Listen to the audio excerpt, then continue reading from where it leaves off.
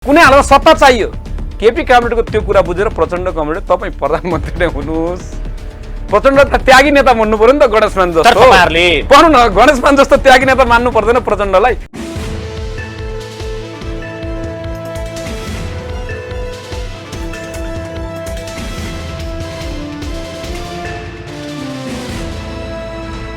नमस्कार दर्शकवृन्द, कार्यक्रम चक्रव्यूहमा हार्दिक स्वागत गर्दछु। म हिमाल बस्नेत। आज हाम्रो कार्यक्रम हुनुहुन्छ नेकपा माओवादी केन्द्रका युवा नेता रञ्जित तामाङ। नेकपा एमाले आफ्नो 10औं राष्ट्रिय महाधिवेशन निकै तामझामका साथ गर्यो।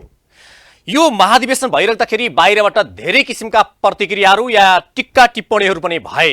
कतिपयले महाधिवेशन एउटा शक्ति प्रदर्शन जस्तो पनि भयो भनेर जसरी एउटा टिक्का टिप्पणी भयो। यता अहिले नेपालमा राजनीतिक दलहरूले आफ्नो महाधिवेशन गर्ने तयारीमा छन् र राप्रपा नेपालले पनि यही 15 गतेबाट आफ्नो एकता महाधिवेशन सुरु गर्दैछ र नेपाली कांग्रेस पनि आफ्नो महाधिवेशन गर्ने एउटा सङ्घारमा छ र यसको तयारीमा छ। यता माओवादी केन्द्र पनि अब यसमा महाधिवेशन केही पछाडि गर्ला, तर अहिले माओवादी केन्द्र र विशेष गरी नेकपा हुँदा र अहिले माओवादी बनिसके पछाडि या पार्टी आफ्नो ठाउँमा फर्किसके पछाडि माओवादी पार्टीले आफ्नो योजना कसरी अघि बढाउँदैछ। कतिपय हिजो माओवादी 2064 सालमा नेपालको संसदीय दलमा सबैभन्दा ठुलो पार्टी, अहिले नेकपा माओवादीप्रति आम जनताले हेर्ने धारणा या चाहिँ विश्लेषण अलि फरक छ कि भन्छन् र अहिले आउँदा 51 सिटमा किन सीमित भयो। कुनै बेला देशको सबैभन्दा ठुलो पार्टी, जनताले आस्था र भरोसा गरेको पार्टी, आम जनताको लोकप्रिय पार्टी आज किन ओह्रालो बाटोतर्फ लाग्दैछ। आज हामी यिनै विषयसँग सम्बन्धित रहेर युवा नेतासँग कुराकानी गर्छौँ। आउनुहोस् कार्यक्रममा उहाँलाई हार्दिक स्वागत गरौँ। स्वागत छ कार्यक्रममा। धन्यवाद। मैले कुराकानी सुरुवात यहीँबाट गरेँ। प्रचण्डको गृह जिल्ला चितवनमा नेकपा एमाले निकै भव्यताका साथ, उहाँहरूले त 5 लाख हामीले भनेको तर 15 लाख उतार्यो भन्दै हुनुहुन्छ। 15 लाख या 10 लाख जति मान्छे उतारेर त्यो भव्यताका साथ एउटा 10औं राष्ट्रिय महाधिवेशन गर्यो। यसबाट नेकपा माओवादी र प्रचण्ड अलिक तर्सिनु भएको छ रे भन्ने बाहिर हल्ला आउँछ नि, के हो वास्तविकता? एउटा राजनीतिक दलले आफ्नो महाधिवेशन चितवनमा आएर गर्दाखेरि प्रचण्ड आत्तिनुपर्ने, तर्सिनुपर्ने कुनै जरुरी छैन। उहाँहरूको महाधिवेशन भनिसके पछाडि अब लाखौं पार्टी सदस्य भएको पार्टीले 10 लाख 15 लाख उतार्ने भन्ने कुरा उहाँहरूको अर्थमा ठुलो होइन। गत निर्वाचनलाई नै हेर्ने हो भने पनि उहाँहरूले भनेको त्यो सङ्ख्या ठुलो होइन। तर प्रशासनले भनेको कुरा चाहिँ के छ भने उहाँहरूले करिब 96 वा 1 लाख वरिपरिको मास थियो भनेर प्रहरी प्रशासनको चाहिँ एउटा अनुमान त्यस्तो हामीले सुनिरहेका छौँ। त्यसो हुँदा उहाँहरूले कार्यक्रम गर्नु हो, ठिक छ, राम्रो हो, हरेक पार्टीको महाधिवेशन हुँदैछ, हाम्रो पनि हुँदैछ, हामी पनि गर्दैछौँ भनिसकेपछि उहाँहरूले त्यो कार्यक्रम गर्ने कुरा ठिकै छ। तर उहाँहरूको त्यो कार्यक्रम आवश्यक थियो, गर्नुभयो। उहाँहरूले भने जस्तै शक्ति प्रदर्शन आदि इत्यादि जे भन्नुभएको छ, हामी चाहिँ त्यस्तो मानिरहेका छैनौँ। उहाँहरूले जुन प्रकारको शक्ति प्रदर्शन जसरी तामझाम आदि इत्यादि भनिरहेको उहाँहरूले जो भनिराख्नु भएको थियो, त्यसलाई एउटा सामान्य कार्यक्रमको रूपमा हामीहरूले हेरेका छौँ। यद्यपि त्यो कुनै पार्टीको एउटा चाहिँ महाधिवेशन, राष्ट्रिय महाधिवेशन भनेको सामान्य कार्यक्रम जस्तो हुन्छ र? नै, सामान्य भनेको एउटा यो त सामान्य प्रक्रिया नै हो। किनभने नेकपा एमालेको जीवनमा यो पहिलो पटक महाधिवेशन भइरहेको छैन। यसभन्दा अगाडिको पनि 9वटा महाधिवेशनहरू उसले अलिक भिन्न किसिमले गरेको छ नि त। उसले विधान महाधिवेशन गर्यो र अहिले चाहिँ यो नेता चयन गर्ने महाधिवेशन भएर हामी भिन्न पनि गर्यौँ र ऐतिहासिक पनि गर्यौँ भन्दै हुनुहुन्छ त? होइन, विधान सम्मेलन त उहाँहरूले पहिला पनि भिन्न हिसाबले नै गर्नुहुन्थ्यो होइन। र यो महाधिवेशन चाहिँ सङ्गठनात्मक महाधिवेशन जस्तो, यो महाधिवेशन चाहिँ उहाँहरूले राजनीतिक एवं नेतृत्व चयन सङ्गठनात्मक सम्मेलन जस्तो मात्रै उहाँहरूले गर्नुभयो। भिन्न त उहाँहरूले भनेको जस्तो अलिकति भिन्न नै भयो। किनभने हिजोका एमालेका महाधिवेशनहरूमा जतिखेर मदन भण्डारी, मनमोहनहरू अथवा मनमोहन अधिकारीहरू लगायतका नेताहरू भएको बेला अथवा यसभन्दा अगाडिको एमालेको महाधिवेशनमा पनि व्यापक बहस हुन्थ्यो कि पार्टीको विचार के हो, पार्टीको अबको योजना के हो, पार्टीको मार्गनिर्देशक सिद्धान्त कार्यक्रम के हुने, अब हामीले चाहिँ कम्युनिस्ट आन्दोलनलाई, विश्व कम्युनिस्ट आन्दोलनलाई कसरी लैजाने, हाम्रो आफ्नो सापेक्षतामा हामीले कसरी योजना र कार्यक्रमहरू तयार गर्ने र हामी अब्बल प्रकारको कम्युनिस्ट हो भनेर भन्ने बारेमा हिजो नेकपा एमालेको 9औं महाधिवेशन जो उहाँहरूले यहाँ भ्रिकुटी मण्डपमा गर्नुभएको थियो, त्यस बेलामा अलि गरम अलि राजनीतिक अलि वैचारिक बहस भएको थियो। नेतृत्वको सन्दर्भमा पनि को सही नेतृत्व, को गलत वैचारिक नेतृत्व, बहस त्यति बेला को भएको थियो, प्रवृत्ति, तर वैचारिक को- बहस या चाहिँ को- सैद्धान्तिक बहस त अहिले सफल त्यो- गरिसकेर यो त जस्ट बाँकी रहेको नेता होइन, चयन मात्रै बाँकी थियो होइन, अहिले। होइन, यो उहाँहरूले यसभन्दा अगाडि विधान सम्मेलन गर्नुभयो। विधान सम्मेलनमा विशुद्ध कानुनी कुरा र विधानका कुराहरू मात्रै हुने हुन्। पार्टीको नीति विचार योजना कार्यक्रम लगायतका राजनीतिक वैचारिक कुराहरू राजनीतिक प्रतिवेदनको रूपमा यो महाधिवेशन नै प्रस्ताव हुने हो। अरू बाँकी नेतृत्वको कुरा पनि महाधिवेशनमा प्रस्तुत हुने हो। र विगतमा चाहिँ विगतको एमालेको महाधिवेशनहरू भिन्न हुन्थ्यो हामीहरूले देख्दाखेरि। त्यहाँ बहस पनि हुन्थ्यो र नेतृत्वको सन्दर्भमा त्यहाँ एक प्रकारको जनवादी केन्द्रताको विधि अनुसार लोकतान्त्रिक विधिमा जाँदाखेरि पनि त्यो भित्र चाहिँ नेता कार्यकर्ताहरूको बिचमा अलिक स्वतन्त्रपूर्वक छलफल र बहस हुने स्थिति हुन्थ्यो। तपाईँले यसपल्ट भन्नुभएको भिन्नता चाहिँ के आधारमा हामी भन्न सक्छौँ भने यसपटक त्यहाँ सबै बा मान्नेहरू मात्रै थिए, त्यहाँ सबै महिमा गान गाउनेहरू मात्रै थिए, त्यहाँ सबै कुनै न कुनै हिसाबले लाभ लिएका मान्छेहरू र त्यहाँ कतिपय चाहिँ तपाईँ पार्टी बा मान्ने मात्रै नेतृत्वको भन्नुहुन्छ त त्यहाँ हेर्नुहोस् न, म पार्टी तपाईँलाई प्रश्न नेतृत्वको पारिदिन्छु। होइन, म पार्टी यता- नेतृत्वको कतिपय चाहिँ तपाईँकै पार्टीका त्यस्ता महत्त्वपूर्ण नेताहरू रामबहादुर थापा बादल, उतापट्टि तपाईँको चाहिँ प्रभु शाहहरू महत्त्वपूर्ण नेताहरू गएर त्यहाँ चाहिँ हिजो 10 भाइ भनेर सम्बोधन गरिनेहरू त्यत्रो चाहिँ माहौल मिलाएर उहाँले त समयमै त्यही पनि किन उहाँहरूको पनि महाधिवेशन प्रवृत्ति- सम्पन्न गर्नुभयो। होइन, यसमा अहिले तपाईँलाई के भन्न तपाईँले भनेको कुरालाई म के जोड्न सक्छु भने यो प्रवृत्ति एउटा हुन्छ नि, प्रवृत्ति मिल्नेहरूको बिचको महाधिवेशन भयो भन्न सकिन्छ। हिजो उहाँहरू हाम्रो पार्टीमा हुँदाखेरि पनि उहाँहरू भिन्न विषयले राजनीतिक बहस गर्ने, वैचारिक बहस गर्ने, सङ्गठनको मामलामा छलफल गर्ने, यो गर्ने त्यो गर्ने, उहाँहरू तपाईँले जो 10 जना भनिराख्नु भएको छ उहाँहरूको त त्यो प्रवृत्ति होइन नि। उहाँहरू त पार्टी नेतृत्वको वरिपरि पार्टी के नेतृत्वको तपाईँले गुणगान यस्तो गाएर सबै बा पार्टी भन्ने मात्रै नेतृत्वकै कहाँ छन् त भन्ने मेरो प्रश्न होइन, हो। मैले त्यो भने प्रवृत्तिगत हिसाबले उहाँहरूको पनि त्यही हो भन्नु उहाँहरू पनि बा भन्नेवाला उहाँ हो। पनि उहाँहरू हिजो पनि हिजो माओवादीमा हाम्रो गएका पार्टी केन्द्रमा नेताहरू, हुँदा बादल लगायतका उहाँहरू प्रमुखहरू, टोपा पार्टी एकै रायमाझीहरू ठाउँमा पनि हुँदाखेरि अहिले पनि बा भन्ने पुग्नु भएको हो। होइन, उहाँहरू पनि शक्तिको निम्ति पार्टी नेतृत्वको वरिपरि पार्टी नेतृत्वको गुणगान र महिमा गान गाउने उहाँहरूको प्रवृत्ति हो। त्यो कुरामा कुनै गुन्जास छैन। त्यो नभएपछि कोही मन्त्री नपाएर, कोही के नपाएर, कोही भने जस्तो नभएर, कोही भने जस्तो सङ्गठन आफ्नो मान्छे नआएर गएको प्रवृत्तिगत हिसाबले हिजो प्रवृत्तिगत प्रचण्डलाई बा मान्दै हिसाबले- हुन्थ्यो होला, अहिले चाहिँ केपी शर्मा ओलीलाई बा मान्नुभयो, त्यति फरक त होइन, हो नि। उहाँहरूले त्यही हो। त्यहाँ उहाँहरूले पद प्रतिष्ठा सबै कुरा आदि इत्यादि सबै प्राप्त गर्नुभयो। त्यो गर्नको लागि उहाँहरू सबै कुरा मान्न तयार हुनुभयो। अरूको त कुरा छोडिहाल्यौँ। त्यहाँ तपाईँले देख्नुभयो नि बा नमान्ने, अलिक द्वन्दात्मक दृष्टिकोण राख्ने, अलिक फरक विचार राख्नेहरू त माधव गौडको नेतृत्वमा छुट्टै पार्टी बनिसकेको छ। यद्यपि त्यहाँ भएका कतिपय कमरेडहरू हिजो चाहिँ छुट्टै फरक पार्टीभित्रका प्रवृत्तिहरू, पार्टीभित्रका गलत शैलीहरू, तरिकाहरू, विधि पद्धति प्रणालीका कुरा गर्ने कमरेडहरूको त अभिगत त त्यहाँ भइहाल्यो चुनावमा। कति बेमेलपूर्ण, कति अपमानपूर्ण तरिकाको वातावरण बन्यो भन्ने कुरा त हामीले सबै चित्रहरू देखेकै छौँ। भने त्यो अर्थमा चाहिँ तपाईँले भनेको जस्तो यो भिन्न भयो। उहाँहरूले भनेअनुसार चाहिँ त्यो अहिले अर्थमा यो फरक उहाँहरूको यो 10औं राष्ट्रिय महाधिवेशनबाट उहाँहरूले के भनिरहनु भएको छ र भने यति हुँदा पनि म भन्नु तपाईँलाई जस्तो यसमा मैले तपाईँलाई देखिरहेको थिएँ, प्रतिस्पर्धा- मैले तपाईँलाई देखिरहेको थिएँ, अहँ। तपाईँले भिन्न भयो। हिजोको नेकपा एमालेको महाधिवेशनहरूमा पार्टीका नेताहरूलाई अथवा उम्मेदवारहरूलाई बोल्ने स्वतन्त्रता हुन्थ्यो। स्पष्ट आफ्ना दृष्टिकोण धारणाहरू राख्ने, आफ्ना मतहरू राख्ने, त्यहाँको सार्वभौम होइन, महाधिवेशनलाई त्यसमा त सम्बोधन तपाईँको गर्ने स्थिति हुन्थ्यो। तपाईँलाई मैले विधान जोड्न महाधिवेशन खोजेको- गरेको हुँदैन थियो र होइन, आफ्नो मत राख्ने। होइन, अब त तपाईँको होइन, नेता चयन आफ्नो- गर्ने किन होइन, रह्यो? तपाईँ किन नेतृत्वमा मैले फरक विषय किन राखेँ अथवा मैले किन उम्मेदवारी दिँदैछु, मैले कसैको लाई सर्वसम्मत नमानेर मैले चाहिँ किन आफ्नो उम्मेदवारी दावेदारी प्रस्तुत गरेको छु भनेर सार्वभौम बन्द सत्र अथवा महाधिवेशनको हल भनेको प्रतिनिधिहरू भनेको त्यो सार्वभौम छ नि, आफैमा स्वतन्त्र छ नि। त्यो विधानले पनि उहाँहरूको विधानले पनि त्यही कुरा भनेको छ। तर भीमरावले बोल्दा हेर्नुहोस् त केपी बाको विरुद्धमा उहाँले उम्मेदवारी दिने र उम्मेदवारीको औचित्य राख्ने विषयमा त्यहाँ हेर्नुहोस् त हलले कसरी अपोज गरेको छ, हुटिङ गरेको छ, उहाँलाई बोल्न दिएको छैन। त्यो एमालेको कल्चर हो, त्यो योभन्दा अगाडिको महाधिवेशनको कल्चर हो।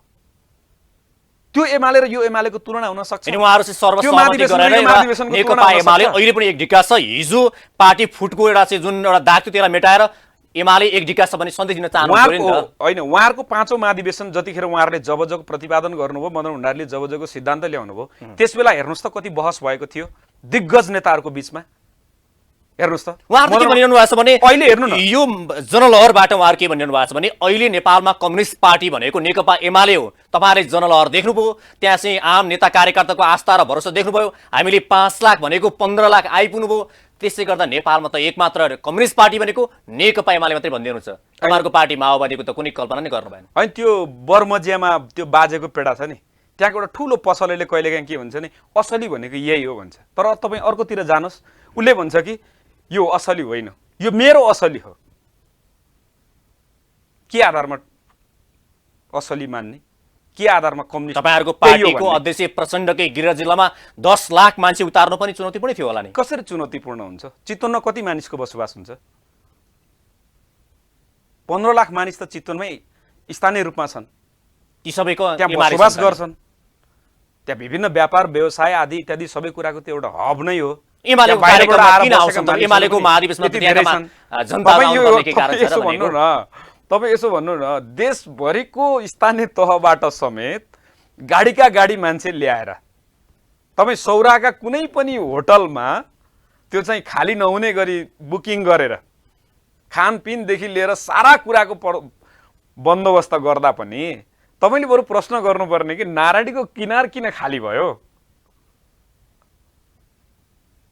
खाली किन भयो भन्नुपर्ने तपाईँले। होइन, त्यहाँ चाहिँ तपाईँले ट्राफिक भन्नु न, व्यवस्थापन गर्न प्रतिगमनका गाह्रो थियो। विरुद्धमा गाह्रो त 3-4 तपाईँ किलोमिटर हेर्नु न। यतादेखि चाहिँ एउटा गाडीहरूलाई चाहिँ गाडी त व्यवस्थापन तपाईँ गरिएको थियो भन्ने दूरदराजबाट बताइरहेको छ। आएका होइन, गाडी त तपाईँ दूरदराजबाट आएका चितवनको भूगोल कुनै नजानेका। गल्ली खाली छैन भन्दै भन्नु थियो न, उहाँहरू। होइन म तपाईँलाई भनिहाल्छु नि, किनभने तपाईँ दूरदराजबाट आएका कालीकोटका मान्छेलाई चितवनको कुन बाटो भएर नारायणी किनार जाने भन्ने थाहा हुन्छ र? तपाईँ दार्चुलाको कुनै मान्छेलाई नारायणीको कुन ठाउँमा कार्यक्रम हुँदैछ भन्ने कुराको त्यो चाहिँ पहिल्यै जानकारी हुन्छ र? मतलब जानकारी भए पनि भूगोल थाहा हुन्छ र? ताप्लेजुङको एउटा मान्छेलाई, सोलुको एउटा मान्छेलाई नारायणी किनार कहाँबाट जाने भनेर चाहिँ उसले बसेको होटलबाट त्यहाँ जाने ठाउँ देख्छ र?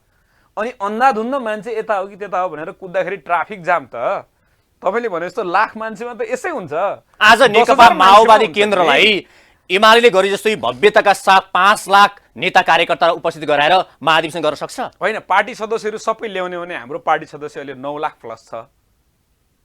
किन मास प्रदर्शन गर्ने कुरामा टाउको गन्ने हो? गनौँ न त। हामी उहाँहरूभन्दा ठुलो मास देखाएर हुने हो भने उहाँहरूसँग जस्तो हामी त्यत्रा ठुला होटल सोटल सारा जो भाव भङ्गी त्यहाँ चाहिँ जुन प्रकारको दिइयो त्यो त हामी गर्न नसकौँला। तर मास प्रदर्शन गरेर पार्टी ठुलो भन्ने हो भने उहाँहरूको महाधिवेशनभन्दा ठुलो मास प्रदर्शन गरेर नेता कार्यकर्ता ल्याएर हामीले कार्यक्रम गर्दाखेरि हामी देशको सबैभन्दा ठुलो र बलियो कम्युनिस्ट पार्टी हो भन्ने कुराको प्रमाणित हुन्छ भने हामी चाहिँ छाप्रै लाएर टेन्ट नै टाँगेर सेउलाले नै बारेर हामी 9 लाख हाम्रो पार्टी रञ्जितजी, तर तपाईँले यो भन्दै गर्दा नि मैले तपाईँलाई प्रश्न के गरेँ भने कुनै समय 64 सालको निर्वाचनपछि नेकपा माओवादी, अहिले केन्द्र भयो माओवादी, देशको सबैभन्दा ठुलो पार्टी मात्रै होइन झन्डै झन्डै बहुमत ल्याएको थियो। त्यो अवस्थामा नेकपा माओवादी थियो। तर आज हेर्नुहोस् त नेकपा माओवादीको अवस्था, 51 सिट होइन, किन खुम्चेर यहाँ आइपुग्यो? जनताको आस्था र विश्वास त्यही रूपमा छ आज? हो, यो तपाईँले उठाएको प्रश्न चाहिँ आज माओवादीको प्रश्न हो र हामी यसमा के खोजिराखेका छौँ भने हामी आज के समीक्षा गरिराखेका छौँ भने माओवादी सबैभन्दा गलत विचार बोकेर, गलत योजना कार्यक्रम र नेतृत्व बोकेर होइन र अरू पार्टीहरू बलियो, राम्रा, सही विचार, सही नीति योजना कार्यक्रम, सही नेतृत्व भएको हिसाबले माओवादी कमजोर भएको होइन। हामी हाम्रो कारणले कमजोर भएको हो। हामी जुन एजेन्डा बोकेर हामीले जसरी जनयुद्धको प्रक्रियाबाट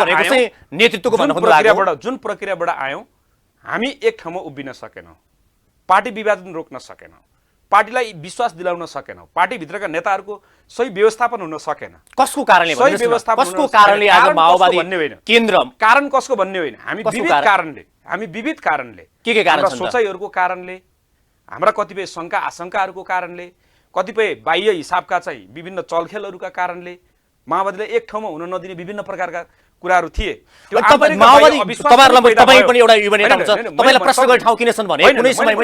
तपाईँलाई क्लियर गर्दैछु। त्यसमा त्यो कारणले गर्दा हामी एक ठाउँमा हुन सकेनौँ। जनताले हेरेका थिए अब कुनै पनि पार्टी, सबै पार्टी टेस्टेड थिए, माओवादी मात्रै टेस्टेड हुन बाँकी छ। यसले गणतन्त्र ल्यायो, यसले संघीयता ल्यायो, यसले धर्मनिरपेक्षता ल्यायो, यसले परिवर्तन ल्यायो, मौलिक अधिकारको रूपमा शिक्षा, स्वास्थ्य, रोजगार सबै कुरा ल्यायो। अब यो कुराको नेतृत्व गरेर सिङ्गो देश विकास र समृद्धिको नेतृत्व माओवादीले गरोस् भन्दा भन्दै माओवादी त टुक्रा टुक्रा भएर 3-4 टुक्रामा विभक्त भएपछि यसको कारण होला नि त रञ्जितजी, यसको कारण होला नि त, कारण छ, यसै टुक्रा भएन होला। हो, त्यही भएर मैले आज माओवादी केन्द्रमा हेर्नुस्, मैले तपाईँलाई यो उदाहरण पनि दिन खोजिरहेको थिएँ। बाबुराम भट्टराई जस्ता, विप्लव जस्ता, मोहन वैदिक किरण जस्ता, हामी अरू बादल जस्ता महत्त्वपूर्ण नेताहरू आज छैनन्। आज जनताले हामीलाई विश्वास नगरेको हाम्रो कारणले हो, के अरे अरूको कारणले होइन। हामीले आफैले एकता, हाम्रो पार्टीभित्रको एकतालाई अक्षुण्ण राख्न नसक्दा, पार्टीभित्रको विचार लाइनलाई हामीले सही ढङ्गबाट अब हाम्रो विचार यो, हामीले समाजवाद भन्यौँ, वैज्ञानिक समाजवाद भन्यौँ, त्यो वैज्ञानिक समाजवाद भनेको यो हो। हामीले पुँजीवादी जनवादी क्रान्तिको केही आधारहरू पुरा भए, केही बाँकी छन् समाजवादमा जाने भन्यौँ। त्यो आधारहरू के हो भन्ने कुरामा राजनीतिक रूपमा हामीहरूले भन्यौँ, तर व्यावहारिक रूपमा मिलाउने कुरामा पार्टीभित्र हामीले एकमत राख्न सकेनौँ, योजना कार्यक्रम बनाउन सकेनौँ, पार्टी विभाजनलाई रोक्न सकेनौँ।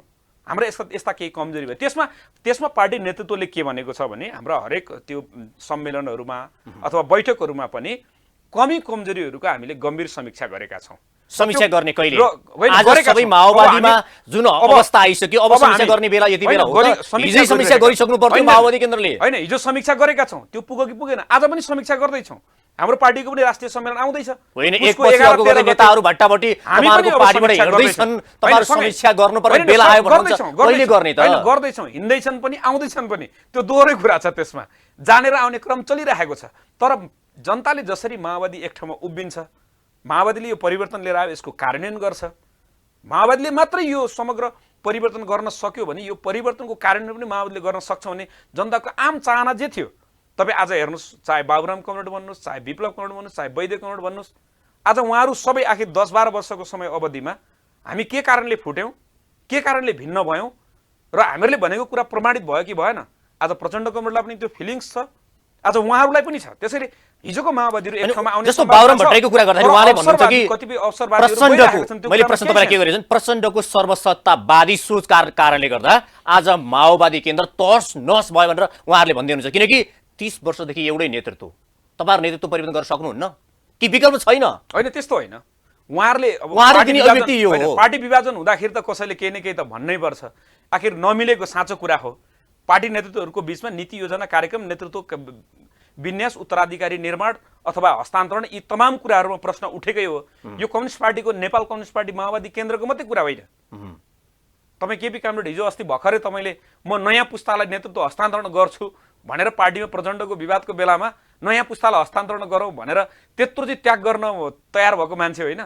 यो महाधिवेशन तपाईँले देख्नु भने उहाँको त्याग के रहेछ? यदि पार्टी विभाजन नहुने हो भने उहाँले के भन्नुभएको छ भने मेरो माग होइन, नेता कार्यकर्ताहरूको नेकपा एमालेमा केपी शर्मा ओलीको विकल्पै छैनन्, अरूले माग गरिरहेका छन्, जसले गर्दाखेरि म आउनुपर्ने बाध्यता पर्यो भन्दै हुनुहुन्छ। त हरेक कुराको विकल्प छ, यो संसारमा हरेक कुराको विकल्प छ। कुनै बेला कालमा प्रचण्डको विकल्प किन खोज्नु भएन? होइन, प्रचण्डको विकल्प पनि समयले खोज्ने छ, पार्टीभित्र बहस हुनेछ, जसका कारणले गर्दा पार्टीमा प्रचण्डले पनि नेताहरू जानुभयो भन्ने प्रश्न हो क्या मेरो चाहिँ, गम्भीर प्रश्न चाहिँ। प्रचण्ड भएर प्रचण्डले नेतृत्व गर्न सक्नु भएन, हामी नेतृत्व गर्न सक्षम छौँ भनेर र अवसर नपाएर गएको होइन। प्रचण्डले मन्त्री दिनु भएन, प्रचण्डले पद दिनु भएन, प्रचण्डले भने जस्तो गर्नु भएन, प्रचण्डले आफ्नो माग पुरा गर्नु भएन, त्यो असन्तुष्टि पत्र दर्ज गरेर जानुभएको उहाँ। यहाँ असन्तुष्टि पत्र मात्रै नभनौँ कि उहाँहरूले यहाँ प्राप्त नगरेर अब यहाँबाट मात्रै जीवन चल्दैन, अर्कोतिरबाट अलिकति केही गर्नुपर्छ भनेर उहाँहरू त त्यो त पदको लागि त्यहाँ जानुभएको। पदमा गएकाहरूले प्रचण्डको विकल्प खोज्नको लागि कुरा गरेको हो र प्रचण्डको विकल्प खोज्न त उहाँहरूसँग योजना हुनु पर्यो, कार्यक्रम हुनु पर्यो, मान्छेले, जनताले, कार्यकर्ताले विश्वास गरेको हुनु पर्यो, त्यो अनुसारको लिडरसिपको क्षमता हुनु पर्यो, कार्यकर्तामा विश्वास दिलाउनु। पार्टीको बारेमा तपाईहरु एक दुईवटा प्रश्न के गरे भने मैले तपाईँले अहिलेको प्रश्न भने कि उत्तराधिकारीको प्रश्न चाहिँ माओवादी केन्द्रको मात्रै होइन, कम्युनिस्ट आन्दोलनमा, अन्तर्राष्ट्रिय कम्युनिस्ट आन्दोलनको पनि उत्तराधिकारी बारेमा गम्भीर प्रश्नहरू छन्। तपाईँ कार्ल मार्क्सको कुरा गर्नुहोस्, तपाईँ लेनिनको कुरा गर्नुहोस्, माओको कुरा गर्नुहोस्, हुँदै हुँदै संसारभरिका कतिपय हामीले चाहिँ आदर्श मानेका नेतृत्वहरूको पनि आफ्नो कार्यकालमा उत्तराधिकारी निर्माणको सन्दर्भमा के न के जटिलताहरू देखा परेका छन्। आज हामी पनि समीक्षा गरिरहेछौँ। प्रचण्ड कमरेडले पनि कयौँचोटि भन्नुभएको छ कि नेतृत्व उत्तराधिकारी भनेको चाहिँ घोषणा गर्दै पनि हुने होइन रहेछ, इच्छा र चाहेर पनि हुने होइन रहेछ। त्यो त नयाँ नयाँ ढङ्गले आउँछ, नयाँ नयाँ परिस्थितिले, वर्ग सङ्घर्षको आवश्यकताले, चापले गर्दाखेरि त्यो नयाँ ढङ्गले विकास भएर आउँछ। नीति योजना र कार्यक्रमले, केन्द्रीकरणले, आवश्यकता, त्यो सबै कुराले त्यो कुराको निर्धारण भनेपछि विकल्प या चाहिँ प्रचण्ड भन्दा अर्को विकल्प खोज्ने बेला माओवादी केन्द्रमा अहिले भएको छैन, तत्काल चाहिँ भएको छैन। किनभने उहाँको विकल्पमा अर्को कोही नेतामा यो सम्पूर्ण नीति योजना कार्यक्रम केन्द्रीकरण हुने, यो विकास, समृद्धि, सुशासन लगायतको परिवर्तनका एजेन्डाहरू संस्थागत हुने, पार्टीभित्र त्यस्तो व्यक्ति अहिले अनि एउटा प्रश्न रह्यो नि, 30 वर्षसम्म एउटा पार्टीले एउटै नेता मात्रै रहिरहनु पर्ने अवस्था, तपाईहरुले नेता जन्माउनै सक्नु भएन कि भएका नेतालाई माथि उम्रिन दिनु भएको छैन भन्ने प्रश्न रह्यो नि त। यहाँ नजन्मिएको होइन, जन्मिएको त जरुर हो, तर समय र सन्दर्भका हिसाबले त्यो कुराको संयोग मिलिरहेको छैन। प्रचण्ड कमरेडले पनि भन्नुभएको छ अब म धेरै लामो समय होइन, हस्तान्तरणको नयाँ प्रक्रियामा जाने हो, नयाँ विधिमा जाने हो, आदि इत्यादि गर्ने हो। तर आज कम्तीमा प्रचण्ड कमरेडले जसरी नेतृत्व गरेर सिङ्गो देशलाई, जनतालाई, कार्यकर्तालाई, पार्टीलाई मिलाइराख्नु भएको छ, लगिराख्नु भएको छ, त्यहाँ हामीलाई कुनै बेला लाग्थ्यो बाबुराम कमरेड अब्बल हो, बाबुराम कमरेडले पार्टी चलाउन सक्नुहुन्छ, उहाँ जहाँ जानुहुन्छ त्यहाँ पार्टी बन्छ भन्ने हामीलाई लाग्थ्यो। आखिर उहाँले त नयाँ शक्ति खोल्नुभयो, त्यो त धेरै टिकेन भन्दा उहाँले पनि त्यो सक्ने माओवादी केन्द्रमा बस्ने वातावरण नबनेर होइन न। तपाईँ भन्नु न गए भनेर उहाँले कतिपय भन्नुभएको छ, प्रचण्डप्रति उहाँले आरोप लाउनु भएको छ। नै प्रचण्ड चाहिँ टुक्रा टुक्रा भएर टुक्रिएको चोइटिएको त्यो एउटा सानो टुकडी सम्हालेर बस्दाखेरि त्यो पार्टीको आकार हुने। तर यहाँको उत्तराधिकारीको दाबी गर्ने नेताहरू बाहिर जाँदाखेरि त्यसको अस्तित्व सङ्कट पर्ने परिस्थिति किन भन्ने। आज विप्लव कमरेडको स्थिति हेर्नुहोस्, आज वैद्य कमरेडको स्थिति हेर्नुहोस्, अब भोलिका दिनमा स्थितिकै कुरा त मैले अघि नै भने तपाईँलाई, हिजो 120 सिट ल्याएको नेकपा माओवादी आज 51 सिटमा छैन र भनेको होइन छ कि मैले तपाईहरु पनि उयो कहाँ हुनुहुन्छ त? कारण त भनिसकेँ, यो हाम्रो कारणले, अरू पार्टी अब्बल भएर, अरू सही भएर, हाम्रो नेतृत्व हाम्रो पार्टी गलत भएर होइन। तर मैले तपाईँलाई के भन्न खोजेको भने पार्टीभित्र जो उत्तराधिकारीहरू देखिएका प्रचण्ड कमरेडको विकल्प यो हुनसक्छ भनेर, आखिर उहाँहरूले त आफ्नो अस्तित्व पनि त्यो छुट्टै पार्टी बनाएर पनि आफ्नो अस्तित्व जोगाउन सकेको त देखिएन। भन्दा उत्तराधिकारी चाहिँ देखेर मात्रै, लागेर मात्रै, मागेर मात्रै हुने कुरा होइन र प्रचण्डले आफ्नो अस्तित्व पनि राख्न सक्नु भएन, अर्काको अस्तित्व पनि राख्नु भएन। एउटा युवा हुनुको हैसियतले गर्दा माओवादीका नेताहरू अहिले तितर बितर भए। म चाहिँ एउटा युवा भएको हुनाले प्रचण्ड कमरेडलाई मैले चाहिँ के भनेको छु र मेरो चाहिँ धारणा के छ भने, प्रचण्ड कमरेडले पार्टी आन्दोलनलाई यहाँसम्म ल्याउनु भयो, अब उहाँले योभन्दा गर्ने अर्को महान काम केही छैन। अब प्रचण्ड कमरेडले एकपल्ट माओवादी केन्द्रलाई जुटाएर, माओवादी हिजोको टिमलाई एक ठाउँमा सङ्गठित गरेर एउटा बलशाली कम्युनिस्ट आन्दोलन बनाएर बलियो माओवादी केन्द्र बनाएर आम जनताको इच्छा आकाङ्क्षा पुरा गरेर, किनभने यो बिचमा ओली शासन पनि हेरियो, देउवा शासन पनि हेरियो, अब यो सबै हेर्दाखेरि अब माओवादी केन्द्र, प्रचण्ड र माओवादी केन्द्रको नेता तुलनात्मक हिसाबले अब्बल छन् र सही छन् भन्ने कुरा जो समय र सन्दर्भले पुष्टि गरिराखेको छ। यसको एकपटक नेतृत्व गरेर प्रचण्ड कमरेडले एउटा जलाउँदो, एउटा चाहिँ जल्दो बल्दो, एउटा भरभराउँदो, एउटा जाजल्य प्रकारको एउटा चाहिँ कम्युनिस्ट पार्टी नयाँ पुस्तालाई हस्तान्तरण गरेर कमरेड प्रचण्ड अब बिस्तारै बिस्तारै पार्टीको जिम्मेवारी कमरेड प्रचण्डले के पनि भन्नुभएको छ भने मैले तपाईँलाई त्यसमा कुरा जोडेँ। जसरी एउटा कुनै पनि पार्टी एउटा ऐतिहासिक उपलब्धि हासिल गरे पछाडि तपाईँले भने जस्तै गणतन्त्र ल्याउनु भयो, धर्मनिरपेक्ष ल्याउनु भयो, संघीयता ल्याउनु भयो, केही परिवर्तनको लागि तपाईँहरूले एजेन्डा ल्याउनु भयो र तपाईँहरूले त्यो पनि लागू पनि गराउनु भयो, तर उपलब्धि भए पनि। तर उहाँले भन्नुसार त कहिले कहिले भन्नुहुन्छ क्या उहाँले, यो पार्टी विघटन गरे पनि हुन्छ ताकि म एक्लै हुने भएँ भन्ने अभिव्यक्तिबाट चाहिँ के एउटा चाहिँ मान्छेले धारणा बनाएका छन् भने कुनै पनि पार्टी एउटा चाहिँ ऐतिहासिक उपलब्धि गरिसकेपछि या उसले आफ्ना अभिभारा पुरा गरिसकेपछि त्यो पार्टी विघटन गरे हुन्छ भन्ने ढङ्गले जाँदाखेरि चाहिँ माओवादी पार्टी पनि के अब विघटन गर्ने मोडमा पुगेकै हो त, प्रचण्डले विघटन गर्नै थालेका हुन् त भन्ने प्रश्न जन्मेका छन् तमाम रूपमा। होइन, प्रचण्ड कमरेडको एउटा सुन्नुभयो नि यो अभिव्यक्ति त तपाईँ? होइन, मैले सुने, कतिपय टिप्पणीको रूपमा पनि आइरहेको छ, कतिपय फरक अर्थमा पनि यो आइरहेछ। प्रचण्ड कमरेडको नेतृत्वमा एउटा दूरदर्शी ढङ्गबाट माओवादी आन्दोलनलाई यहाँसम्म ल्याउने, यो राजनीतिक व्यवस्थालाई परिवर्तन गर्ने एउटा चाहिँ यो परिवर्तनको एउटा राष्ट्रपिता जस्तो प्रचण्डले जुन छवि बनाउनु भयो, त्यस पछाडि उहाँले अथक मेहनत र प्रयत्न गर्दा गर्दै एउटा पवित्र उद्देश्यले आन्दोलनलाई सिङ्गो देशलाई विकास रूपान्तरण गर्न खोज्दै पनि पार्टीभित्र जुन प्रकारको विभाजन र विग्रहको स्थिति तयार भयो, यसबाट उहाँ आफै पनि दिगदार हुनुभयो जस्तो मलाई लाग्छ। एउटा कुरा। दोस्रो कुरा चाहिँ उहाँले जो मानिसहरूलाई अहिले विश्वास गरेर पार्टीको जिम्मेवारी दिनुभयो, सरकारको जिम्मेवारी दिनुभयो, महत्त्वपूर्ण भूमिकाहरू दिनुभयो, प्राय तिनीहरू सबैले प्रचण्डलाई सही ढङ्गबाट बुझेको र सहयोग गरेको मैले चाहिँ देख्दिनँ। प्रचण्डले त्यस आधारमा प्रचण्डले जसलाई विश्वास दिएर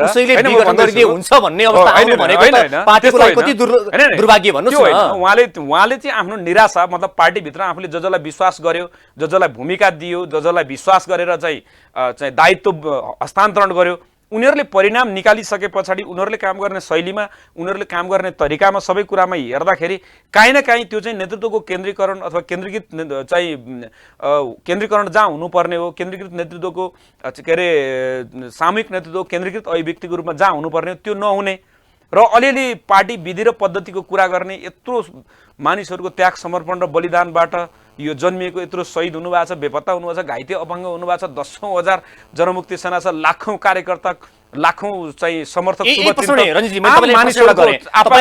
मानिसहरूको चाहनाको बिचमा पनि पार्टी भने जस्तो नहुँदा पार्टी प्रचण्डले अहोरात्र बिहान 5 बजेदेखि तपाईँ विचार गर्नु न, बिहान 5 बजेदेखि उठेर राति 12 बजेसम्म खट्दाखेरि पनि भने जस्तो परिणाम, भने जस्तो जनतालाई सुख, भने जस्तो देश नबदलिँदाखेरि एउटा राजनेतालाई सामान्यतया कहिलेकाहीँ नैराश्यता हुनु र त्यसको अभिव्यक्ति स्वरूप यो पार्टी पनि भने जस्तो सोचे जस्तो, जनताले चाहे जस्तो, जनताको जीवनमा रूपान्तरण गर्ने जस्तो भएन भनेर जनताको धारणासँग आफ्नो एकाकार गर्दाखेरि यसमा उहाँ चाहिँ निराश भएको, पार्टी विघटन गर्न खोजेको भनेर यसलाई अनर्थ लगाउन मिल्दैन। तपाईँहरूले भने जस्तै अब 17,000 मान्छे मरे 10 वर्ष जनआन्दोलनमा, हजारौं घाइते भए, कति बेपत्ता भए हैन, लाखौं त्यसमा प्रभावित भए। मैले प्रश्न गर्न खोजेको चाहिँ भने समग्रमा त ठीक छ, धेरै नै समग्र भने ठुलो हताहती भयो। अर्को मैले प्रश्न गरेको नि, जति त्यहाँ जे उहाँहरू उपलब्धि भए, जसरी त्यति धेरै मान्छे मरेर बेपत्ता भएर अङ्गभङ्ग भएर यी सारा कुरा भइसके पछाडि र पनि उहाँले जे गर्न खोज्नु भएको थियो त्यो गर्न नसके पछाडि अब उहाँ 2 पटक त प्रधानमन्त्री भइसक्नु भयो, अब माओवादीमा हुँदा बाबुराम भट्टराई प्रधानमन्त्री भइसक्नु भयो, आज पनि मान्छेहरू डोल्पा र हुम्लाबाट चामल माग्न काठमाडौँ आउने अवस्था रहेछ। तपाईँहरूले जे कुरा हिजो भन्नुभएको थियो तर केही गर्न सकिएनछ अब यो पार्टीमा रहेर, अब विघटन गर्ने गर्दै नै हुने अवस्था भएछ भनेर उहाँलाई त्यो वितृष्णा उत्पन्न भएर गर्नु भएछ कि? अनि त्यस्तो होइन, तपाईँले हेर्नुभयो भने जस्तो पहिलो पटक प्रचण्डको प्रधानमन्त्री हुँदाखेरि उहाँ 9 महिनाको लागि हुनुभयो।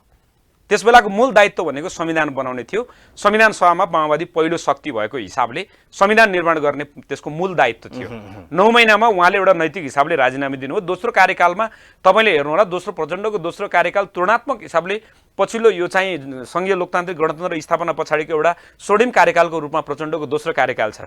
बाबुराम कमरेडको कार्यकालको सन्दर्भमा कुरा गर्दाखेरि तपाईँले देखिहाल्नु संविधान बन्न सकेन, अदालतले अनेकौं प्रकारका चाहिँ अडचनहरू लगायो। त्यस बेलामा 59 मा हामीले नै आज अदालतमा त बहस चलिरहेको छ, त्यस बेला हामीले नै अदालतको प्रधान न्यायाधीशलाई चाहिँ एउटा राष्ट्रिय सरकारको नेतृत्व गराएर, चुनावी सरकारको नेतृत्व गराएर चुनावमा जानुपर्ने स्थिति पैदा भयो भनेपछि माओवादीले फुलटममा काम गर्न पाएको त कहाँ छ र? त्यसो हुँदाखेरि त्यस पछाडिको तपाईँ 3 वर्षको समयको कुरा गरौँ न। केपी कामरेडले 3 वर्ष 3.5 वर्ष सरकारको नेतृत्व गर्नुभयो, करिब 2/3 उहाँले 3.5 वर्ष धेरै काम गरे भन्नुभएको छ। उहाँले गरेको कामहरुमा तपाईले भनेको कुरालाई गरौँ न, फेरि त तपाईँले भन्नु न, तपाईँले भनेको डोल्पा हुम्लामा मानिसहरू चामल माग्न किन काठमाडौँ आइरहेका छन्?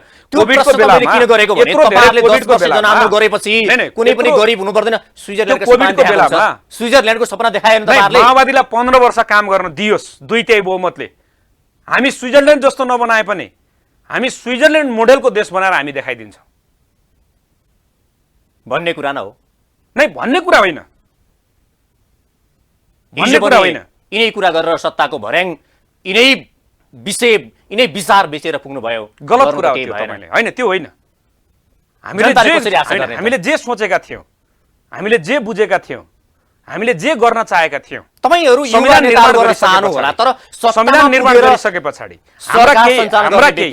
हाम्रो विभाजन र हाम्रा टुटफुटका कारणले गर्दाखेरि हामीले जुन स्विजरल्यान्ड बनाउने, सिङ्गो देशको विकास, समृद्धि, सुशासन यो सबै कुरालाई व्यवस्थित गर्ने, पारदर्शी चाहिँ शासन व्यवस्था बनाउने, सुशासनको प्रत्याभूति दिलाउने, मौलिक अधिकारहरूको कार्यान्वयन गर्ने भनेर जे सोचेका थियौँ त्यो हाम्रो आफ्नो आन्तरिक विभाजनको कारणले सम्भव भएन। तर आज हाम्रो अपिल के छ भने केपी कामरेडको पनि त देशले कुरा सुन्यो नि त, सुन्यो नि त। केपी शर्मा ओलीले भने अनुसार हामी केपी शर्मा ओलीको सरकार पपुलर भएकै कारणले, जनप्रिय भएकै कारणले, धेरै भन्दा धेरै विकासका काम गरेकै कारणले प्रचण्डहरूले देखिसकेनन् र यो पपुलर र राष्ट्रको हिरो बन्छ भनेर प्रचण्डहरूले लागि परेर र कांग्रेसको बुई चढेर आफ्नै सरकार या चाहिँ हिजो नेकपा छ त नेकपा पनि भङ्ग गर्यो, सरकारी ढाल्न प्रचण्ड लागि परे भनेर त उहाँले बारम्बार भन्दै हुनुहुन्छ त। त्यो कुरा गलत हो, किनभने तपाईँ केपी कामरेडको पालामा कोभिडको मानिसहरू त तपाईँले देख्नुभयो नि, यो सरकार कति असफल भयो।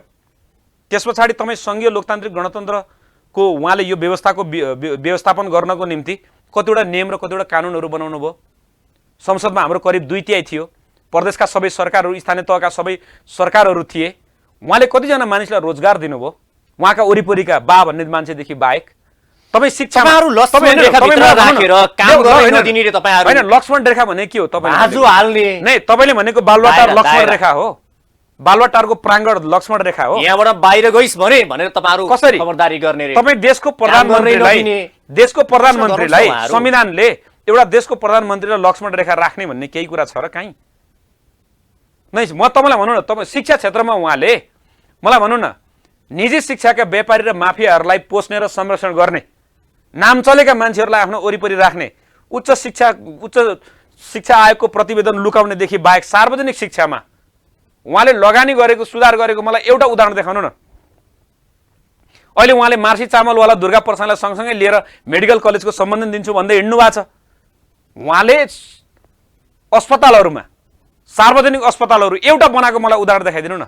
उहाँले त्यो के उहाँले प्रचार प्रसारको लागि त्यो शिलान्यास के गर्नुभयो होइन, मलाई अरू देखाइदिनु न उहाँले के गर्नुभयो। त्यसलाई तपाईँहरूले निरन्तर दिनु भएन। तपाईँहरू गठबन्धनको सरकार निरन्तर होइन, निरन्तरता त सही कुरामा दिने हो नि, हावा कुरामा निरन्तरता किन दिने? पानी जहाजको सपना साकार पारेको छ, रेलको सपना साकार पारेको छ। रेल र पानी जहाजको कुरा छँदैछ क्या, त्यो अघि पछिल्लो पुस्तालाई पनि केही कुरा त छोडिदिनु पर्छ नि। सबै कुरा केपी कामरेडले चकाचक गरिदिनु भयो भने हाम्रो पुस्ताले के गर्ने? होइन, हाम्रो पुस्ताको चाहिँ दायित्व छैन।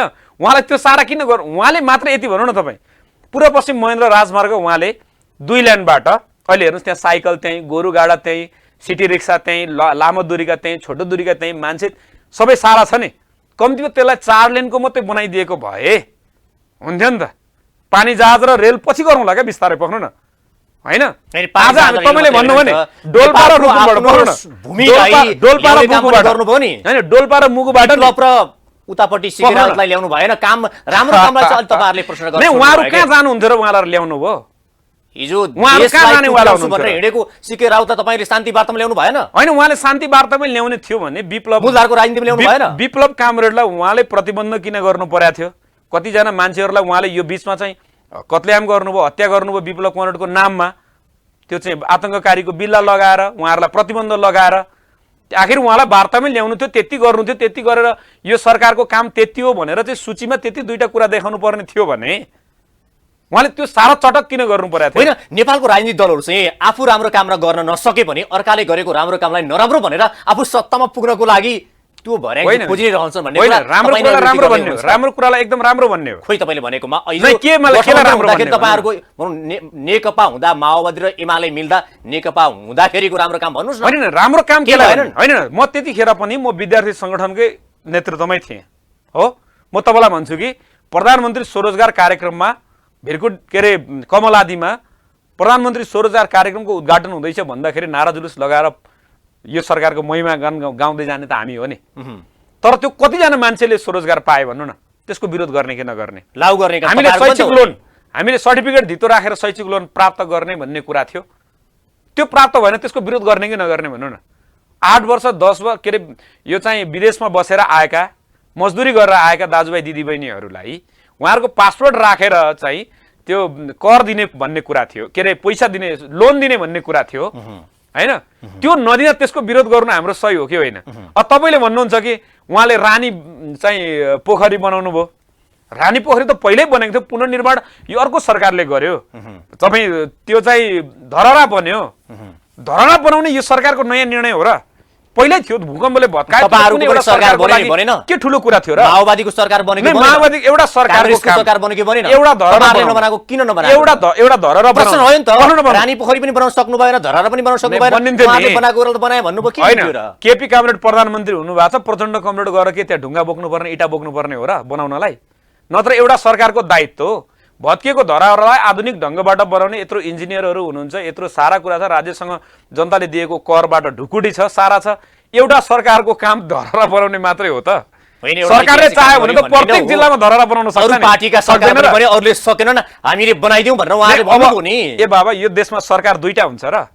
एउटै सरकार हुन्छ, जो सरकार छ त्यसैले बनाउनु पर्यो नि। त्योभन्दा अगाडि माओवादीको सरकार बनेको थिएन? सरकार बनेको थिएन? होइन न, काङ्ग्रेस होइन। तपाईँ त्यसको शिलान्यास, त्यसको योजना, त्यसको कार्यक्रम तयार कसले गर्यो त? सरकारले नै गर्यो नि त्यो त। आखिर भन्दाखेरि त केपी कामरेडले इच्छा गर्दा हुने, अरूले इच्छा नगरेर धरहरा बनाउन नचाहेको, धरहरा विरोधी पनि हुनु अरू पार्टी भनेर पनि भन्ने त अब त्यो त ठिक छ। हिजो तपाईँले भने जस्तो एमालेको सरकार हुँदा हिजो गठबन्धन के अरे जुन तपाईँहरूको पार्टी नेकपा हुँदा बनेको कामहरू केपी शर्मा ओलीको सरकारले गरेका कामहरू राम्रो भएन, काम गर्न सक्नु राम्रो भएन। होइन, मतलब केही कामहरू तपाईँले सन्तुष्ट हुनुभएको छैन? होइन, ए हो, केही काम सन्तुष्ट होइन। मतलब देखिने गरी सुन्नु न, म 3टा कुरा भन्छु तपाईँलाई। अहिले हाम्रो आवश्यकता भनेको धेरै होइन, कसैलाई केही गर्नु पर्दैन।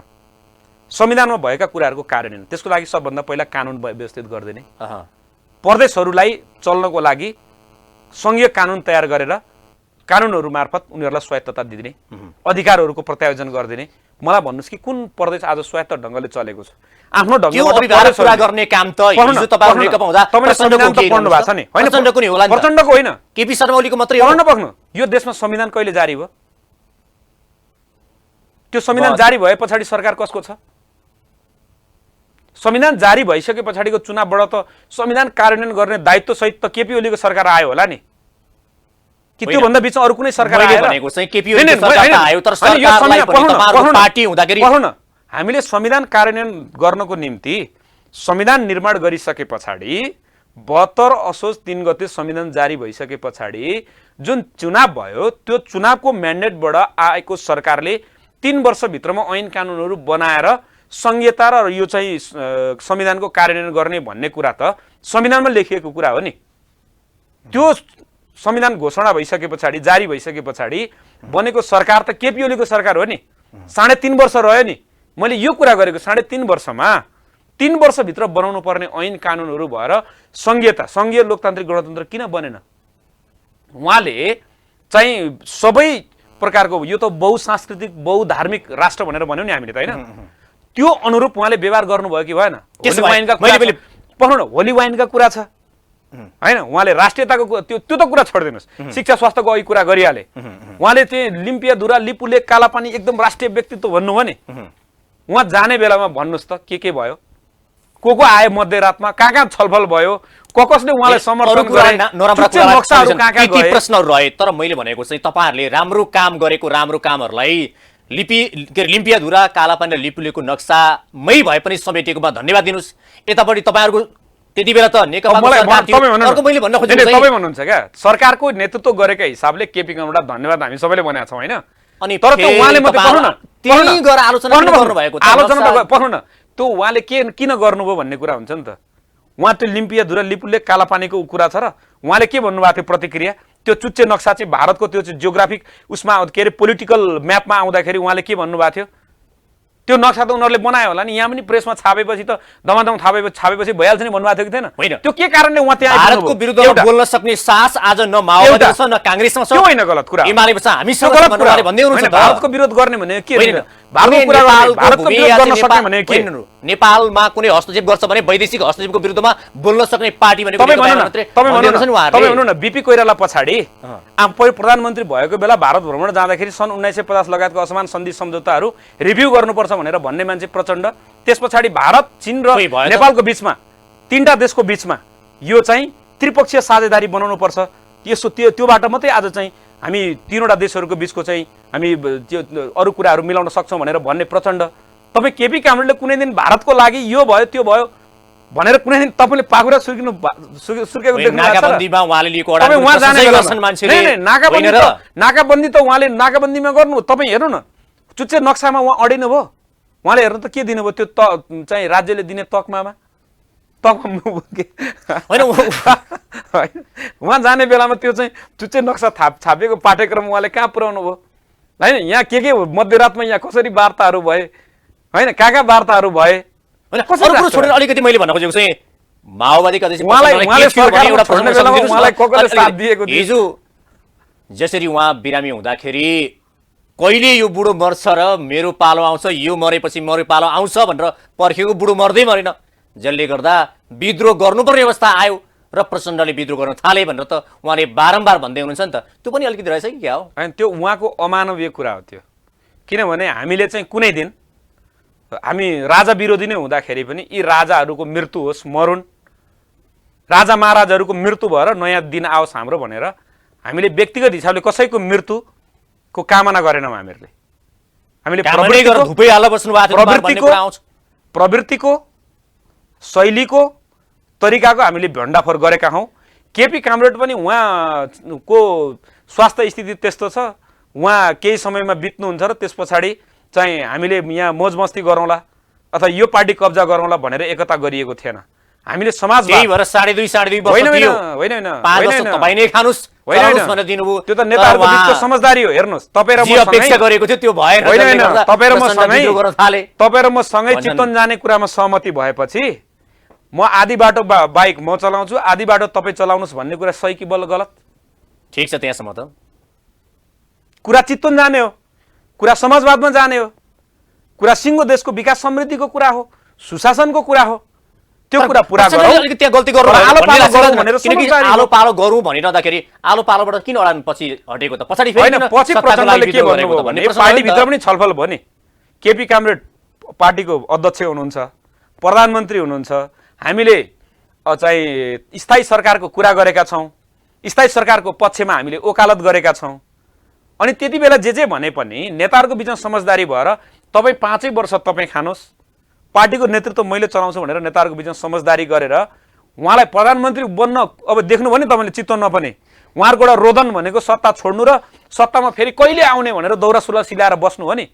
फेरि आइन्छ सत्तामा, सत्ता चाहिन्छ, मेरो सत्ता चाहनै चाहियो थिएन भन्ने छ नि अध्यक्ष उहाँहरूको। भने मेरो चाहना होइन, भन्नु न। तर भन्नु न, नेता कार्यकर्ताको उहाँहरूले नि चाहनाले गर्दा भयो उहाँको- भन्नु भएन उहाँले। उहाँहरूको चितवनमा रोदन देख्नु भने स्वागत मन्तव्य कार्यक्रम सुरुदेखि अन्तिमसम्म आउँदाखेरि होइन उहाँहरूको मूल कुरा भनेको सत्ता हो भन्ने त बुझ्नु भने यो सत्ता छोडेर जाँदा उहाँहरूलाई अहिले कति छटपटी कति निधराम भएको छ भन्ने कुरा त उहाँ तपाईँले चित्तवनमा सुन्नु भने कुनै हालतमा सत्ता चाहियो। केपी कामरेडको त्यो कुरा बुझेर प्रचण्ड कामरेड तपाईँ प्रधानमन्त्री नै हुनुहोस्। प्रचण्ड त त्यागी नेता मान्नु पर्यो नि त गणेशमान तर जस्तो। तपाईँहरूले भन्नु न, गणेशमान जस्तो त्यागी नेता मान्नु पर्दैन प्रचण्डलाई। तपाईँ यो देशमा एउटा मान्छे देखाउनुहोस् त कसरी जो त्यागी भन्ने? आफ्नो 30 अधिकारको वर्षसम्म रूपमा जो एउटै पदमा रहिरहन्छ अध्यक्षमा बचिरहन्छ त्यसलाई कसरी त्यागी नै भन्ने? तपाईँ मान्नु भने त तपाईँ पनि 30औं वर्षसम्म यो टेलिभिजनमा रहन सक्नुहुन्छ नि। तपाईँले 5 वर्षपछि छोडिदिनु मेरो भन्दा अर्को राम्रो काम गर्न सक्ने मान्छे आए मैले छोड्नु नै पर्दैन? छोड्नुपर्छ, तर आएन भने त बस्नुपर्छ नि। यो कुरा पनि सँगै छैन, हो नि त। आएको छैन। नै आएन हिजो भने बाबुराम भट्टराई थिएन नि। मैले त्यही त भने होइन बाबुराम भट्टराई हुनुहुन्थ्यो, मैले के हुनुहुन्थेन भनेर खै त बाबुराम भट्टराईले होइन म तपाईँलाई अध्यक्ष बन्नको लागि कति म प्रयास तपाईँलाई गर्नु भन्दै भन्नुहोस् थिएँ त? बिर्सिनु भएको छैन नि। प्रचण्ड कामरेड त सजिलै ल तपाईँ नै प्रधानमन्त्री हुनुहोस्। कोही नेताले आजको दुनियाँमा म मन्त्री छोड्छु, मन्त्री पाउन उहाँ केपी कामरेडको पछाडि सती गएका बेलामा तपाईँ प्रधानमन्त्री नै 5 वर्ष खानुहोस्, पार्टीको नेतृत्व मैले लिन्छु भन्दाखेरि केपी कामरेडलाई मेरो चाहिँ सबै सारा गुम्ने भयो भनेर उहाँले चाहिँ शिरदेखि पुच्छरसम्म लगाएर उहाँ त्यो चाहिँ सारा गर्न यो पार्टी विभाजन तपाईँहरू गर्न पनि त हिजोको उद्देश्य काङ्ग्रेसको बुझ नेपालको छोडेर कम्युनिस्ट सती जानुभयो आन्दोलन भनेर बनाउन आरोप सारा लगाइरहेका गर्न छन्। हुने। तपाईँहरू कम्युनिस्ट राजनीति गर्ने, वामपन्थी राजनीति गर्ने, तर दक्षिण पत्नीसँग मिलेर तपाईँहरू सती जानुभयो। होइन, दलालहरूसँग उहाँले त मिलेर भनिसक्नु भएको छ त। दलालहरूको इसारामा भ्रष्टाचारीहरूलाई काखमा च्यापेर आफ्ना वरिपरि अतिवादीहरूलाई राखेर अनि राष्ट्रघातका पक्षमा ओकालत गर्ने, राष्ट्रको विरुद्धमा गतिविधि गर्ने, राष्ट्रका चाहिँ राष्ट्रको हित विपरीत विभिन्न शक्ति केन्द्रहरूसँग साँठगाँठ गर्ने, अरू विभिन्न प्रकारका देशलाई हानि हुने प्रकारका एजेन्डा र मुद्दाहरू पुरा गरेर पनि सत्ता टिकाउन तयार हुने हुनुभन्दा त्यो राष्ट्रघाती कदमलाई रोक्नको लागि काङ्ग्रेस सही। त्यसो भएदेखि तपाईँहरूले अहिले गठबन्धनको सरकार छ, काङ्ग्रेसको नेतृत्वको सरकार छ, तपाईँहरू पनि सरकारमा सामेल हुनुहुन्छ, यो गतिविधि हेर्नुहोस् त। हिजो केपी शर्मा ओली सर्वसत्तावादी भए, निरङ्कुश भए, पश्चगामी भए भनेर तपाईँहरू अम्लो ठडाएर विद्रोह गर्ने तपाईँहरूको गठबन्धनको सरकारको अभिगत मूल्याङ्कन गर्नुभएको छ? गरिएको छ। ठिक छ, राम्रो भएको छ। केपी ओली धेरै बोलेर बिगारे, अहिलेको सरकार नबोलेर बिगार्यो। नबोली बिगार्यो। तपाईँहरूलाई अहिले लाएर चाहिँ हामीले हिजो नेकपाको सरकार जसरी 5 वर्ष टिक्न दिएको भए हुने रहेछ, यो विद्रोह गरेर हामीले अर्को पार्टी माओवादी फर्केर काङ्ग्रेससँग गठबन्धन गरेर अघि बढ्नु गलत गरेछौँ भन्ने महसुस हुन थालेको हो? छैन। हिजोको एउटा राष्ट्रघाती सरकार राष्ट्रलाई 50औं वर्षसम्म राष्ट्रलाई घाटा हुने, राष्ट्र डुब्ने, देशले जनताले दुःख पाउने र वरिपरिका केही सीमित मान्छेहरू, केही दलालहरू, केही माफियाहरू, देश विरोधीहरूको हालिमुहाली यो देश हुनुभन्दा बरु अहिले यतिको जेनतेन त्यो कम्तीमा भन्दा पनि स्थिति अहिले भयानक छ। किन भन्छन् भने एउटा स्वतन्त्र रहेको न्यायालय, सर्वोच्च अदालत जो जनताको आशा र भरोसाको केन्द्र, माथि नै तपाईँले डडेलो लगाएर रमिते हेरेर बस्नुभएको छ गठबन्धनको सरकार। आरोप यो छ त तपाईँहरू भित्र जुदाइदिएर या चाहिँ हिजो भागभण्डामा चाहिँ एउटा र अर्कालाई चाहिँ मिलाइदिएर आज तपाईँहरू न्यायालयको आफ्नो समस्या हो आफै समाधान गरोस् भनेर बस्ने अवस्थामा तपाईँहरू किन जानुभयो त? होइन, यस्तो छ। तपाईँहरू यसमा आवाज तपाईँले उठाउनु भएको भनेको छ? कुरामा चाहिँ कुनै सत्यता छैन, किनभने यो सत्ता पक्षीय दलले यो हालिदिएको कुरा, उकास्दिएको कुरा, भिडाइदिएको कुरा होइन। स्वतन्त्र न्यायालय, निष्पक्ष न्यायालयप्रति हामी चाहिँ एकदम प्रतिबद्ध छौँ। तर आज अदालतमा जे कुरा उठिरहेको छ, कसको कारणले भन्नुहोस् त? पढ्नु न, अदालतमा आज जे कुरा उठिरहेको छ कसको कारणले? त्यो अदालतमा भएका प्रधान जनताको अदालतमा कारणले, भएका न्यायाधीशका कारणले, न्यायाधीशका कारणले भइरहेछ। तपाईँ भन्नु न, तपाईँ श्रृङ्खला हेर्नु न। तपाईँ आज मानिसका मुद्दाहरूमा हरेक मान्छेलाई लागेको छ नि अदालतले ठिक न्याय गरिरहेको छैन, कुनै न कुनै हिसाबले अदालत च्युत भइरहेको छ। न्यायाधीशहरूलाई तपाईहरु सेटिङमा चाहिँ मुद्दा फाइनल गर्न लगाउने होइन, त्यो अनि तपाईहरु भन्ने न्यायाधीशको कारणले नै त्यस्तो होइन। किन होइन? म त विधि र प्रक्रियाको विषय हिसाबले हेर्दाखेरि न्यायाधीशहरूको नियुक्तिको प्रक्रिया नै गलत छ भन्छु म त। होइन, ठिक छ, त्यो गलत छ, तर मैले भन्न खोजेको चाहिँ राजनीतिक दलहरूले आफ्नो चाहिँ भागमा चाहिँ डिभाइड गरेर राजनीतिक दलहरू यसका यति न्यायाधीश नियुक्ति गर्ने त तपाईहरु हो नि त। होइन, मलाई यो विधिमा चाहिँ राजनीतिक दलहरूको गल्ती छ भन्ने कुरालाई म स्वीकार्न तयार छु। बिगारेको त राजनीतिक दलहरूले आज अदालतभित्र आम मानिसको चाहिँ दुखेसो छ, टिप्पणी छ, आलोचना छ। अदालतले सही ढङ्गले न्याय सम्पादन गरिरहेको छैन। न्यायमूर्तिहरू मानिएका श्रीमानहरू निष्पक्ष ढङ्गबाट जनतालाई न्याय दिइरहेका छैन। तपाईँ यो कुरा स्वीकार गर्नुहुन्छ आज यो न्यायालयमा यो प्रभावित भइरहेको छ, यो कारण भइरहेको छ हेर्नुस् सरकारका कारणले होइन हो नि। र यसमा कस्तो छ भने तपाईँ हेर्नुहोस्, अदालतमा राजनीतिक हस्तक्षेप भयो, अदालत पनि राजनीतिक हस्तक्षेपबाट प्रभावित भयो र राजनीतिक नेतृत्वले पनि राजनीतिक परिवर्तनसँगै सुशासनका निम्ति अदालतमा पनि कतिपय समस्याहरू छन् र त्यसको समस्याको निराकरण गर्नको लागि हामीले एउटा छुट्टै निकाय बनाएर, स्वतन्त्र निकाय बनाएर, त्यो कुनै राजनीतिक भागभण्डाको आधारबाट होइन, कुनै दलीय चाहिँ स्वार्थको आधारमा होइन, निष्पक्ष ढङ्गबाट जनताको न्यायप्रतिको विश्वास नमर्ने प्रकारको एउटा नियमावली कानुन तयार गरेर नियुक्तिको विधिमा लैजाउँ भन्ने भएन। तपाईँ हेर्नु न, प्रधानमन्त्रीले भागभण्डाको आधारमा मन्त्री नियुक्त गर्नुभयो ताकि प्रधान न्यायाधीश कोटाबाट भन्ने कुरा आइरहँदाखेरि तपाईहरु चुइक बोल्नुहुन्न नि फेरि यो विषयमा। त्यस्तो होइन नि, त्यस्तो होइन। तपाईहरु जस्तो युवा नेताले यस विषयमा प्रश्न धारणा बाहिर आइसके पछाडि यत्रो मन्त्रीले राजीनामा दिइसके, बार आन्दोलित छ तपाईको चाहिँ 3 हप्ता 4 हप्तादेखि आम मिडियाकर्मीले आवाज उठाइरहेका छन्, तपाईहरु चाहिँ चुप्प लागेर चाहिँ सुनेको नसुनेको जस्तो गरेर बस्न मिल्छ त भनेको होइन। राजनीतिक दल चाहिँ चुप्प लागेर बस्नु यो गलत छ, मैले त भनिराखेकै छु, मैले बोलिराखेकै छु। मेरो आफ्नो व्यक्तिगत हिसाबले एउटा युवा हुनुको हैसियतले तपाईले भन्नु होला कि मेरो बोलीको यहाँ कस्ता कस्ता मान्छे बोलेको नसुनवाई नभएको ठाउँमा मेरो बोलीको के अर्थ होला। महिना दिनदेखि अदालतमा कानुन व्यवसायीहरूले नै होइन, कानुन व्यवसायीहरूको छाता सङ्गठनले बेन्चमा न्याय दिने अन्य न्यायाधीशहरूले भनिरहेका छन् कि हाम्रो देशको हाम्रो चाहिँ सर्वोच्च अदालतको प्रधान न्यायाधीश सही हुनुहुन्न, उहाँ निष्पक्ष हुनुहुन्न, उहाँको नियत सफा छैन भनेर उहाँहरू लामो समयदेखि 1 महिनादेखि भनिराख्नु भएको छ। यसमा राजनीतिक दलहरू नबोल्नु चाहिँ यो गलत हो। अदालतमा आज विकृति छ, अपारदर्शिता छ, भ्रष्टाचार छ। त्यो व्याप्त भ्रष्टाचार र तमाम समस्याहरूलाई हल गर्नको निम्ति अब राजनीतिक दलहरू पनि गर्छ र सम्बन्धित अदालत सुन्नु है, म संविधान र कानुनको यो सारा कुरा छ यसको हल गर्ने दलहरुको कारणले होइन, म तपाईलाई भन्न चाहन्छु संविधानको अन्तिम व्याख्याता, कानुन निरूपण गर्ने अन्तिम चाहिँ निकाय र कतिपय त्यो फैसलाहरूको आदेशहरूको पालना नगर्दा चाहिँ त्यो मानहानिको मुद्दा चलाउने अदालतको श्रीमानमाथि आज अदालतकै कानुन व्यवसायीहरूले, काला कोटधारीहरूले नैतिक प्रश्न उठाउँदाखेरि सर्वोच्च अदालतको एउटा जिम्मेवार श्रीमानले त्यो अदालतको गरिमा, त्यो अदालतको नैतिकतालाई उच्च बनाउनको निम्ति नैतिक हिसाबले त्यो पद छोड्न मिल्छ कि मिल्दैन? तपाईँ राजनीतिक दललाई भन्नुहुन्छ नि, नैतिक हिसाबले कुनै एउटा इन्स्टिट्युसनको प्रमुख त्यो नैतिक हिसाबले नैतिक धरातलमा उभिनुपर्छ कि पर्दैन? त्यही त मैले प्रश्न गरेको एउटा कुरा है, प्रधान न्यायाधीशले नैतिकताको आधारमा राजीनामा दिनुपर्छ भने प्रधानमन्त्रीले पनि त नैतिकताको आधारमा राजीनामा दिनु पर्ला नि त। लिने दिने दुईटै बराबर होइन नि त भनेको। प्रचण्ड कमरेडले देख्नुभयो होला नि त विगतमा एउटा चाहिँ प्रधान सेनापतिको विषयलाई नैतिक आधार बनाएर त्यति सजिलै राजीनामा दिने एउटा नैतिक धरातलमा उभिएको मान्छे प्रचण्ड बाहेक त कोही होइन रहेछ नि त,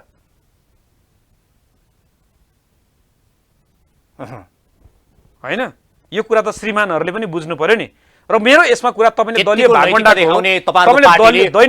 भागभण्डाको जे कुरा गर्नु भएको छ नि, मेरो यसमा दुईटा कुरा छ। एउटा चाहिँ राजनीतिक दलहरूले अदालतमा आज जे भइरहेको छ यसले यो कुरा चाहिँ अदालतको भ्रष्टाचार संस्थागत हुने कि अदालतमा सुशासन ल्याउने भन्ने लडाइँ भएको हुनाले राजनीतिक दलहरूले अदालतको सुशासनको निम्ति अहिलेको चलेको आन्दोलनमा आफूलाई ठिक ठाउँमा उभ्याउनै पर्छ। प्रवृत्तिगत हिसाबले भ्रष्टाचार वा व्यथितिको पक्षमा उभिएका र सुशासनको पक्षमा उभिएकाहरूको पक्ष राजनीतिक दलहरूले एउटा लिनुपर्छ। अम्पायर जस्तो फरक ठाउँमा उभिएर यो वा त्यो भन्ने ठाउँमा चाहिँ राजनीतिक दलहरू निसन्देह चुप लागेर बस्न मिल्दैन, एउटा। दोस्रो कुरा, आज जो समस्या पैदा भयो नि, यो समस्या पैदा हुनुका पछाडि आज हाम्रो चाहिँ न्यायाधीशहरूको नियुक्ति, श्रीमानहरूको नियुक्तिको जुन प्रक्रिया छ, जुन प्रणाली छ, जुन कानुन छ, जुन ऐन छ, अब त्यो ऐन र त्यो कानुन बेठिक छ भन्ने कुरा प्रमाणित भयो। त्यसलाई अब हामीले सच्याउनुपर्छ। त्यसको लागि त्यसलाई अब नयाँ ढङ्गले लैजानुपर्छ, अगाडि बढ्नुहुन्छ। त्यसको नियुक्तिको लागि नयाँ प्रक्रिया लैजानुपर्छ। त्यसको निम्ति राजनीतिक दलहरूले अब तपाईँ आज हेर्नु न, कुनै बेला त्यो अख्तियारमा देखा पर्यो, अख्तियार पनि ठिक रहेन रहेछ नि त, महाभियोगै लगायौँ हामीले, अदालतमा बार देखिरहेछ, आज निर्वाचन आयोगमा देखिरहेछ। किन संवैधानिक निकायहरूमा आज यस्ता प्रकारका समस्याहरू देखिरहेछन्?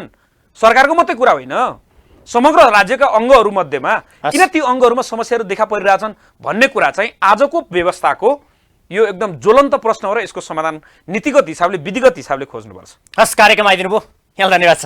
हस्, थ्याङ्क यू। आज हाम्रो कार्यक्रम हुनुहुन्थ्यो नेकपा माओवादी केन्द्रका युवा नेता रञ्जित तामाङ। आजको कार्यक्रमको समय सकिएको छ। नमस्ते।